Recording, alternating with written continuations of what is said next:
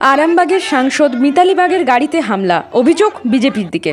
আজ দুপুরে অভিষেক বন্দ্যোপাধ্যায়ের সভা ছিল আরামবাগে, আর সেই সভাতেই যাওয়ার পথে গাড়ির ওপর চড়াও হয় বিজেপির দুষ্কৃতীরা। এমনটাই অভিযোগ করছেন তৃণমূল সাংসদ মিতালি বাগ। তিনি গুরুতর আহত হন, মাথাও ফেটেছে বলে জানা গিয়েছে।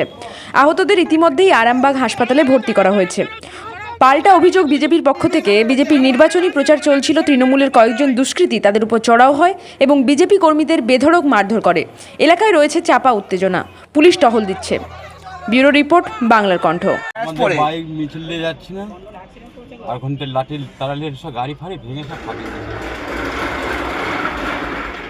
যে আপনাদের কি মিছিল চলছিল? হ্যাঁ, দিয়ে কারা ওখানটা মারধরটা করছে? বর্মা টিএমসি লোকেরা কি দিয়ে মারলো?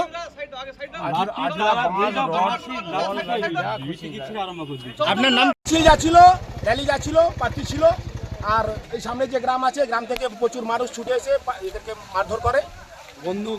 বন্দুক বোমাবাজি চলছে, আগ্নেয়াস্ত্র রয়েছে, এবং এরা 15 থেকে 20 মিনিট তারও বেশি হবে সেই সময়ে লেটে পৌঁছেছে।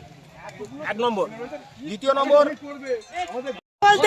বিজেপি আমার গ্রামে ঢুকছিল এবং ওরা ঢুকছিল, ওরা প্রত্যেকটা গাড়িতে লোহার রড, বাস, বোম এই সব দিয়ে আমার গ্রামে ফাটাতে ঢুকছিল।